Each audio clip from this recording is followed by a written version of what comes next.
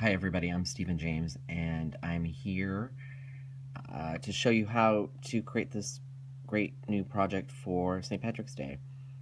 I have taken 4 copper hearts, 1/2 inch, added a little bit of hunter and spring green, hunter being opaque and spring being transparent, and then I've soldered them together. So I can't wait to show you this new tutorial on how to make the shamrock pendant.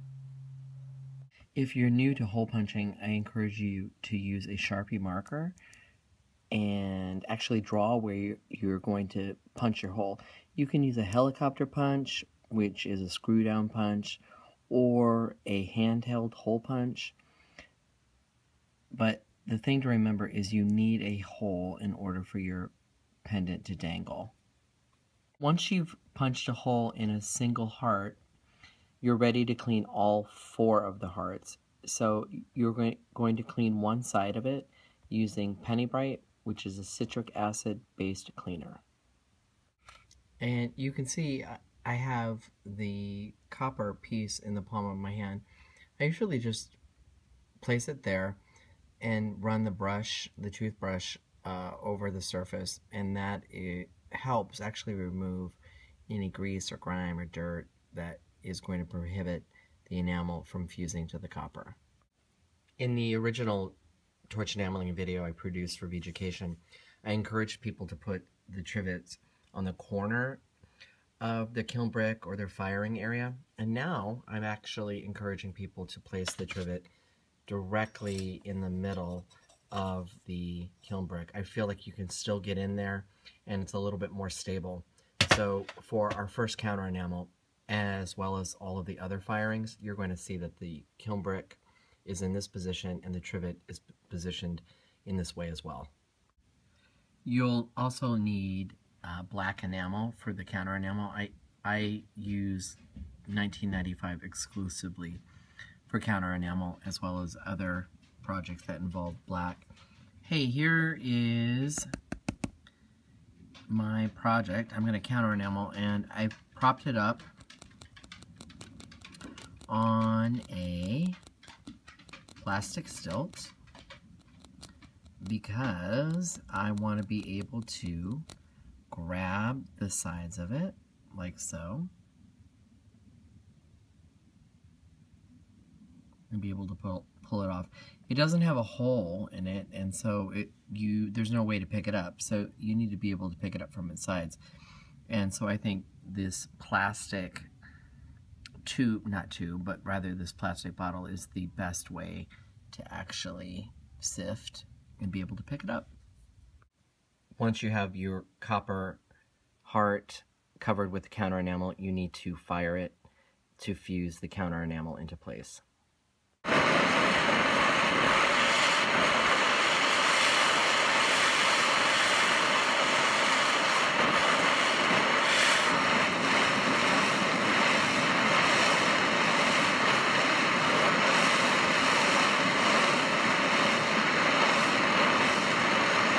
Here we have the 2 enamels that we're going to use on the front. We have our opaque enamel, which is the hunter green. It will go on first, and then we're going to add our spring green, and that will go on second in a very specific area of the project.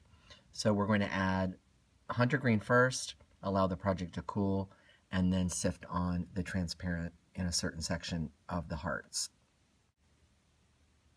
I've covered the copper with hunter green. This is the first fire. I'm going to add spring green later after it's cooled down. But if you only have access to one color, the opaque hunter green will work just perfectly. So let's fire the enamel and fuse it into place.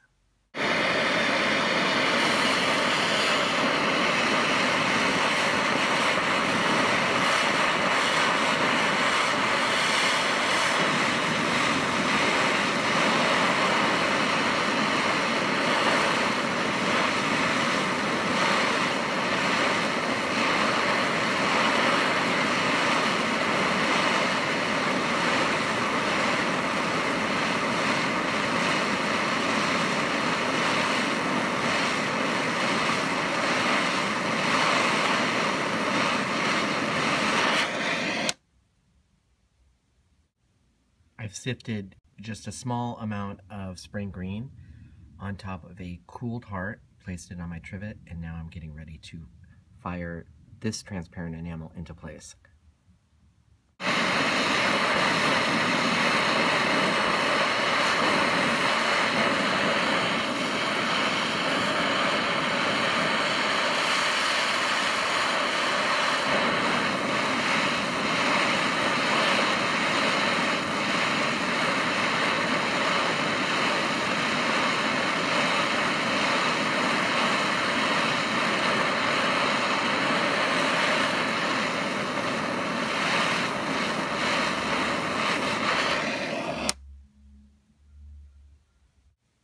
Here we have the Stay Bright silver solder. I've taken it out of its packaging. It's a wire solder, silver bearing, and we have the flux right here too. And so we're going to need to snip off little pieces of the solder and lay them over the connection points, and then add a gentle flame to create the connection. So I've cut my solder wire into 4 small pieces, 1 for each of the connection points. And I think the thing to remember with solder is less is more. And if you have too much solder, I think it creates more issues. So I always start with smaller pieces. Now, if you've not soldered before, I'm going to show you how easy it is, but I also encourage you to check out Kate Richberg's website, blog. She's on every social media platform. She's a soldering queen, and she's got a couple of books out there on how to solder. She's not only going to show you how to work with this type of solder, she's going to show you how to work with all of the solders that are out there. She's got some fantastic work. She's a great friend. And not only does she solder like a lady, but I think she makes the technique very accessible for people. So check her out. Once you have added the green to the front, and prior to that adding the black to the back, you need to clean the sides of the hearts so that you can have a clean surface for soldering. So I have 2 tools here. The first one with the red handle is a diamond file, and the diamond file is this guy right here. And the diamond file, you're going to use it to actually remove any kind of burr that might be on the back side of the piece. And I usually file in water, so use your diamond file to get rid of any glass burrs that have appeared on the back, and then you'll use the metal file to actually clean up the sides of your heart, because you want to have a clean surface for soldering. And I would run the metal under water, dry it off a little bit before you start to solder. All 4 pieces of the solder are in place, and now I'm going to add the flux directly over the work surface, or rather the metal. I've used a titanium pick to move the pieces into place. I really want the pieces as close to the connection points as possible.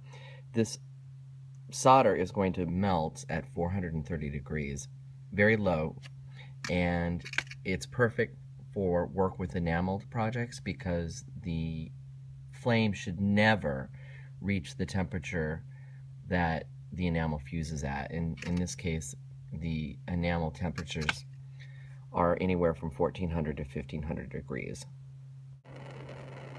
I'm getting ready to fire, and I'm using a very low flame because I don't want to disturb the project too much. Let's see what happens.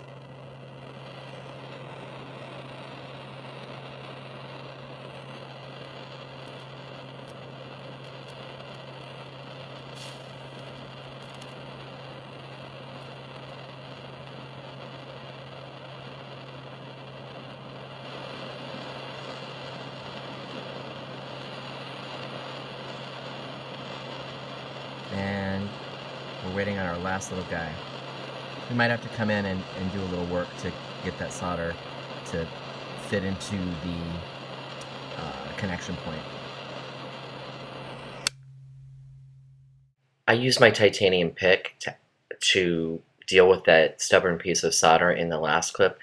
I was moving the copper pieces around a little bit with my titanium pick, and that allowed the solder to drop into place because the project was still very hot, at least 430 degrees. So it's important to use your titanium pick if you were needing to adjust the pieces in any way. Then you're going to let it completely cool for about 10 minutes on the soldering brick, and then clean it.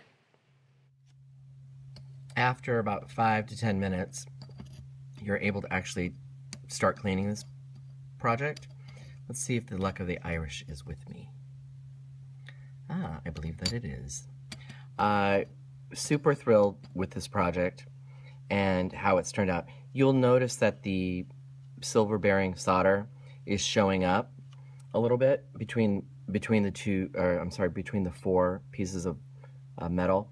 That's fine. I'm totally comfortable with it because when I clean it with the Penny Bright, that silver bearing solder is actually going to change color. It'll get a little darker. The citric acid in the Penny Bright oxidizes it, and I think it's going to make the project look all that much better.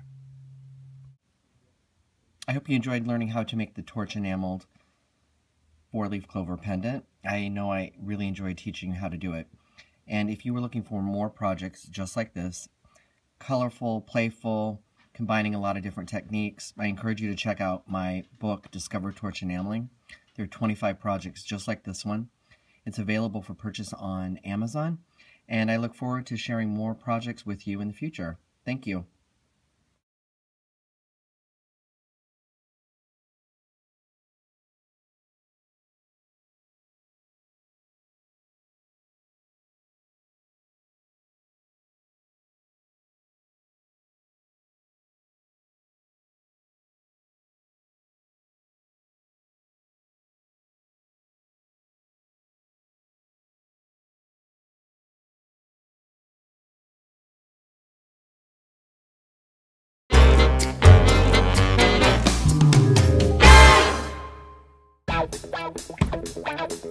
Wow.